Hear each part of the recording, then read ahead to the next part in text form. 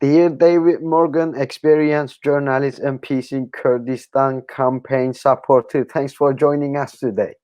Thank you. Thank you. So let's start with the Turkey's attacks to the Kurdistan. Turkey has begun another effort to invade northern Iraq on the premises of fighting against the PKK in their war against the Kurdish people. Many civilians have been killed or displaced in the process. What do you think about Turkey's invasion of northern Iraq and their expansionist agenda in the region? Well, first of all, Turkey's done this before. It's nothing new, and they're allowed to get away with it repeatedly. I, I, I don't see them planning to occupy Iraq or northern Kurdistan permanently. Their plan is to eliminate the Kurdish resistance, and they've been bombing and doing various things to achieve that. That's the main objective. I don't see it's part of an expansionism in that respect. The expansionism is to uh, they want to widen their influence in the region through making deals with other states. And Iraq is not powerful enough to resist Turkey at this stage, and they don't seem. There seems to be silence everywhere.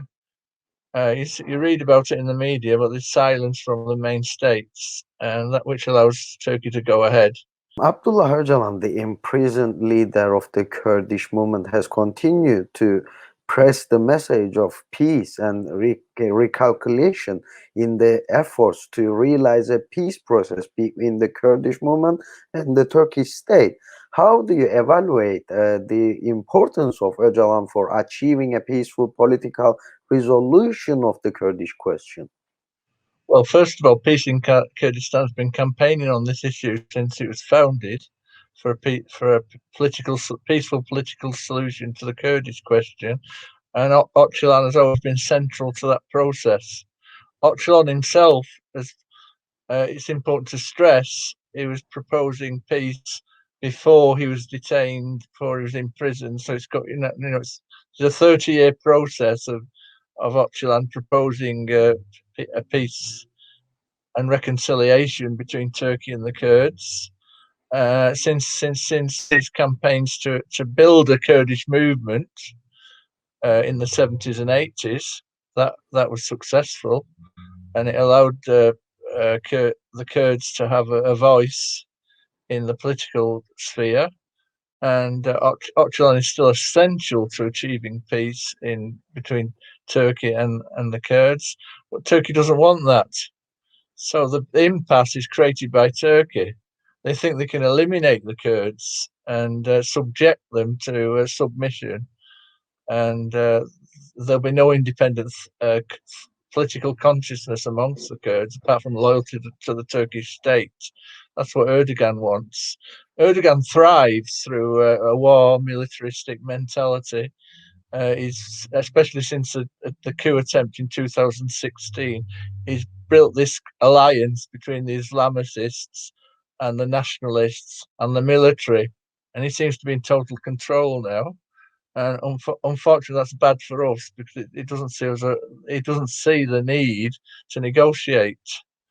We have to work harder to force him to do that, and obviously he's not going to be there forever. There continue to be a large international campaign to realize freedom for Abdullah Öcalan, including the Freedom for Öcalan UK Trade Union campaign. In the context of Öcalan's importance for a peace process, what do you think is the significance of the Freedom for Öcalan campaign? Look, this campaign is very important in the UK because of the political alignments in the UK. We've seen a change in the leadership of the main opposition party, the Labour Party. The foreign affairs spokesman and the leader of the Labour Party are now more traditional, pro-American, pro-bomb, pro-interventionism in foreign policy. They want to bring the Tony Blair foreign policy back into the scene, which was a disaster. If we remember the war in Iraq and all the disaster, that Libya and all the other problems that the Western powers had, and the campaign needs to raise the issues at the grassroots. I mean, Turkey and the British state are becoming more close together, especially since the UK left the European Union. Now, there was recently a meeting in Istanbul between the British businesses and leading Turkish businesses and government.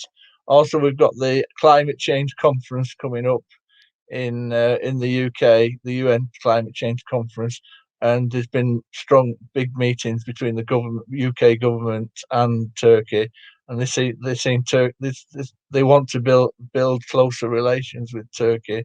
So that means ignoring the Kurds as far as the British state, British politicians are concerned. So this campaign is important to raise that issue amongst the grassroots to put pressure on political parties. The last question is, the Kurdish people do well in an important region in the heart of Middle East, straddling the border areas between Turkey, Iran, Iraq, and Syria. Given this fact, do you think a peaceful resolution of the Kurdish question could mean for peace in the region in general? Well, the region is a place where there's a lack of democratic accountability and transparency amongst all the different states. It's war torn, especially Syria. We see the conflict in Iran between Iran and its people, and the repression in there, and Turkey's going freely into Iraq. There's differences in every state. We must admit that the Kurds in Iraq have a good position, although there's rivalries between the different Kurdish parties. But in terms of power within the Iraqi state, the Kurds have a lot of economic and political power there. The visionary policy of the Kurds is democratic confederalism. Well, that will have a long-term benefit for the people if it brings democracy to the region. But I think we need to look at the time frame. Is this going to happen in maybe decades rather than years? And some people can't wait that long because they're being tortured and murdered, and we need emergency action to help people, and that means we need to bring in more awareness internationally of human rights abuses by the states where Kurds live. Dear David Morgan, experienced journalist and Peace in Kurdistan campaign supporter, thanks for joining us. Thank you for your valuable comments today. Thank you very much. Thank you for having me. I've been very pleased to be here. Good Thank luck you. with future broadcasts. Thank you. Okay. Thanks, David.